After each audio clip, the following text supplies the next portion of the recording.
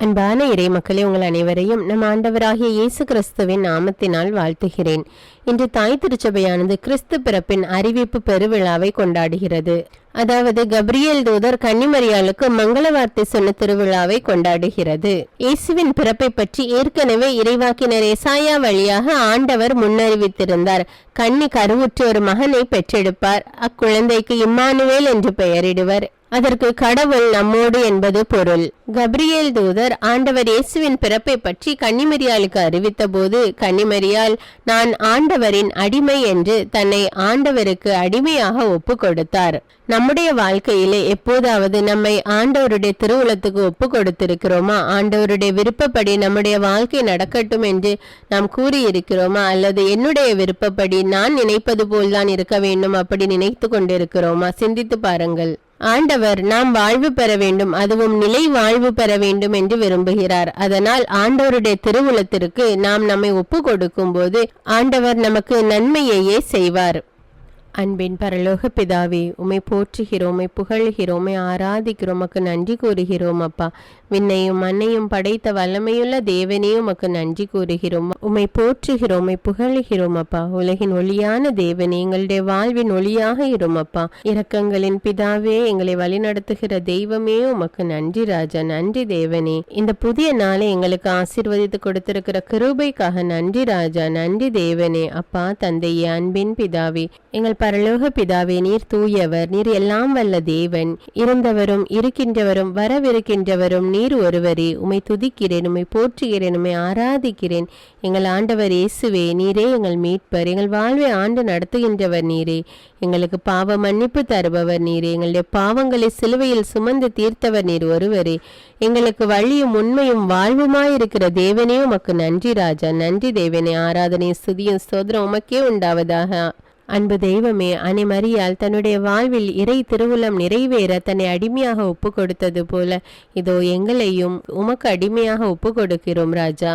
உம்முடைய சித்தத்தின்படி வாழ எங்களை அர்ப்பணிக்கிறோம் தேவனே. ஆண்டவரே, எங்கள் ஒவ்வொருவர் மீதும் இரக்கமாயிரும் அப்பா. நாங்களும் உம்மை போல தூய்மையான வாழ்வு வாழ எங்கள் ஒவ்வொருவரையும் ஆசீர்வதியும் தேவனே, வழி நடத்தும் அப்பா. எல்லா துதிகான மகிமை உமக்கே செலுத்துகிறேன். இயேசுவின் இன்ப நாமத்தில் ஜெபிக்கிறேன், ஆமேன். முதல் வாசகம் இறைவாக்கினர் எசாயா நூலிலிருந்து வாசகம்.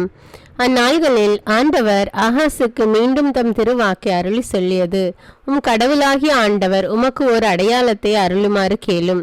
அது கீழே பாதாளத்திலோ மேலே வானத்திலோ தோன்றுமாறு கேட்டுக்கொள்ளும் என்றார். அதற்கு ஆகாசு, நான் கேட்க மாட்டேன், ஆண்டவரை சோதிக்க மாட்டேன் என்றார். அதற்கு எசாயா, தாவீதின் குடும்பத்தாரே, நான் சொல்வதை கேளுங்கள்.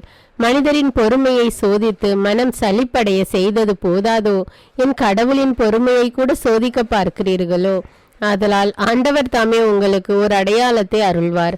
இதோ கருவுற்றிருக்கும் அந்த கன்னிப்பெண் ஒரு ஆண்மகவை பெற்றெடுப்பார். அக்குழந்தைக்கு அவர் இம்மானுவேல் என்று பெயரிடுவார், ஏனெனில் கடவுள் எங்களோடு இருக்கிறார் என்று கூறினார். இது ஆண்டவரின் அருள்வாக்கு. இறைவனுக்கு நன்றி. இரண்டாம் வாசகம் எபிரேயருக்கு எழுதப்பட்ட திருமுகத்திலிருந்து வாசகம். அதிகாரம் 10, இறைவார்த்தைகள் 4 முதல் 10. சகோதர சகோதரிகளே, காளைகள் வெள்ளாட்டு கிடாய்கள் இவற்றின் ரத்தம் பாவங்களை போக்க முடியாது.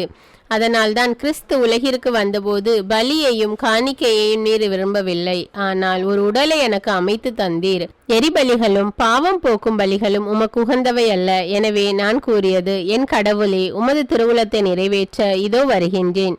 என்னை குறித்து திருநூல் சுருளில் எழுதப்பட்டுள்ளது என்கிறார். திருச்சட்டப்படி செலுத்தப்பட்ட போதிலும் நீர் பலிகளையும் காணிக்கைகளையும் எரிபலிகளையும் பாவம் போக்கும் பலிகளையும் விரும்பவில்லை. இவை உமக்கு உகந்தவை அல்ல என்று அவர் முதலில் கூறுகிறார். பின்னர் உமது திருவுளத்தை நிறைவேற்ற இதோ வருகின்றேன் என்கிறார். பின்னையதை நிலைக்க செய்ய முன்னையதை நீக்கி விடுகிறார். இந்த திருவுளத்தால் தான் இயேசு கிறிஸ்து ஒரே ஒரு முறை தம் உடலை பலியாக செலுத்தியதன் மூலம் நாம் தூயவராக்கப்பட்டிருக்கிறோம். இது ஆண்டவரின் அருள்வாக்கு. இறைவனுக்கு நன்றி. நற்செய்தி வாசகம். புனித லூக்காய் எழுதிய தூய நற்செய்தியிலிருந்து வாசகம். அதிகாரம் 1, இறைவார்த்தைகள் 26 முதல் 38. 6ஆம் மாதத்தில் கப்ரியேல் என்னும் வானதூதரை கடவுள் கலிலியாவில் உள்ள நாசரேத்து என்னும் ஊரில் இருந்த ஒரு கன்னியிடம் அனுப்பினார். அவர் தாவீது குடும்பத்தினராகிய யோசேப்பு என்னும் பெயருடைய ஒருவருக்கு மன ஒப்பந்தமானவர். அவர் பெயர் மரியா. வானதூதர் மரியாவுக்கு தோன்றி, அருள் நிறைந்தவரே வாழ்க, ஆண்டவர் உம்மோடு இருக்கிறார் என்றார்.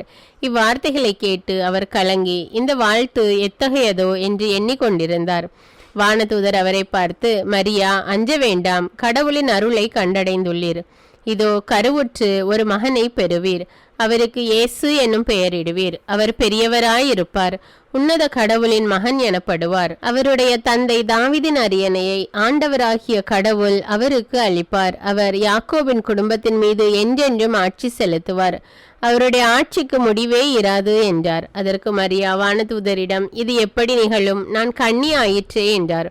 வானதூதர் அவரிடம், தூய ஆவி உம்மீது வரும். உன்னத கடவுளின் வல்லமை உம்மேல் நிழலிடும். ஆதலால் உம்மிடம் பிறக்கப் போகும் குழந்தை தூயது. அக்குழந்தை இறைமகன் எனப்படும். உமது உறவினராகிய எலிசபெத்தும் தம் முதிர்ந்த வயதில் ஒரு மகனை கருத்தரித்திருக்கிறார். கருவுற இயலாதவர் என்று சொல்லப்பட்ட அவருக்கு இது 6ஆம் மாதம். ஏனெனில் கடவுளால் இயலாதது ஒன்றுமில்லை என்றார். பின்னர் மரியா, நான் ஆண்டவரின் அடிமை, உம் சொற்படி எனக்கு நிகழட்டும் என்றார். அப்பொழுது வானதூதர் அவரை விட்டு அகன்றார். இது கிறிஸ்துவின் நற்செய்தி. கிறிஸ்துவே உமக்கு புகழ்.